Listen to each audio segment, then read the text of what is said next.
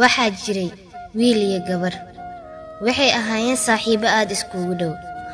gabadhii wiilkii ayay jeclaatay, laakiin asaga jeceyl saaxiibtinimo ayuu u qabay. jeceylkaas wuxuu ahaa hal dhinac.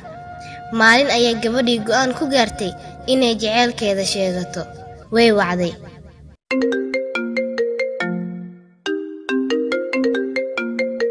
halo, haa, maxaa sameynaysaa baaco? waan iska jiifaa dhiblaydeeda. inaa wax kuu sheegaa rabaa, ma is arki karnaane? aniga xitaa in aan wax kuu sheego ayaan rabaa. haye intee isku aragnaa? meesha kafeyga, saacadda markay tahay 3 galabnimo.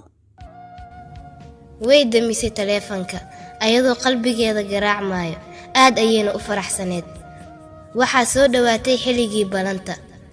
ayada waxay ku fakaraysay muxuu kugu jawaabi doonaa, maxaadse kala kulmi doontaa. wakhtigii balanta ayaa la gaaray. way isdiyaarisay wayna baxday.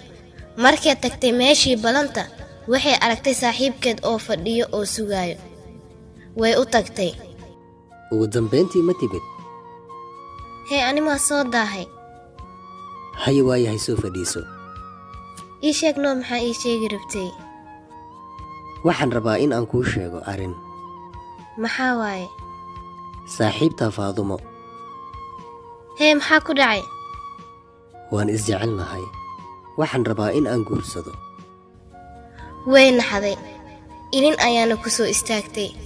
waxay qosashay qosol xanuun ka dambeeyo. waxay dhahday, hambalyo, ugu dambeyn dumaashi ayaan yeelanaa soo maahan. alle ha ii kaa daayo. laakiin waa maxay ilintan kaa socoto? maya, waa idin farxadeed. wax maa iiga baahneed inaan baxaa rabaa. intee hee? aniga iyo adiga wax badan maba wada joogin.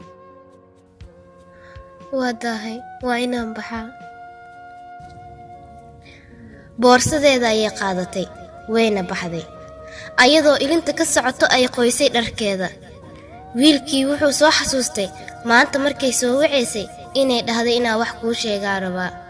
wuu u wacay, laakiin way maqli weysay. gurigii ayay timid ayadoo ooynayso. waxay furtay albaabka guriga, qolkeeda ayayna gashay. sariirta ayay kortay ayadoo ooynayso. waaga ayaa ugu baryey ayadoo wax cunin waxna cabin.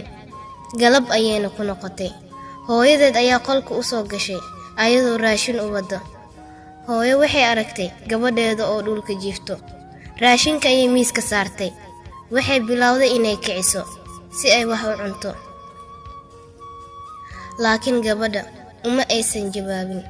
aabbaheed ayay u wacday. aabbo wuxuu isku dayay inuu kiciyo, laakiin way kici weysay. ambalaas ayaa loo wacay. isbitaalka ayaana la geeyey. waxaana la geliyey qolka gargaarka degdega. cabaar kadib dhakhtarkii ayaa soo baxay.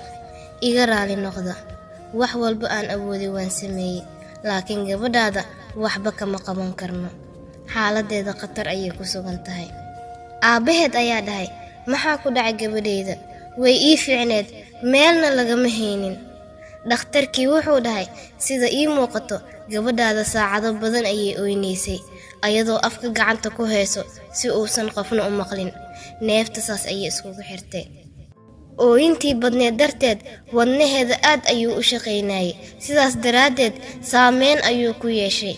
haddana wadnaheeda wuu sii daciifayaa marba marka ka dambayso. aabbaheed wuu ooyey. hooyadeed iyo aabbaheed ayaa u galeen qolka. way u qosashay. waxay ka codsatay saaxiibkeed in loogu waco, yacni wiilkii ay jecleed. asagoo naxsan ayuu u imaaday. gacanteeda ayuu qabsaday asagoo ooynaayo. wuxuu dhahay, sida miyaad iiga tegaysaa? saaxiibtinimadeennana sidan miyaad ugu tegaysaana ii sheeg. alla ayaa sidaan rabo. naftaada ii ilaali, hana ii iloobin. guurso gabadha aad jeceshahay. waxaa rabaa inaan ku dhaho waan ku jeclahay. wuu naxay asaga. ayadana wadnaheeda garaaca wuu joojiyey.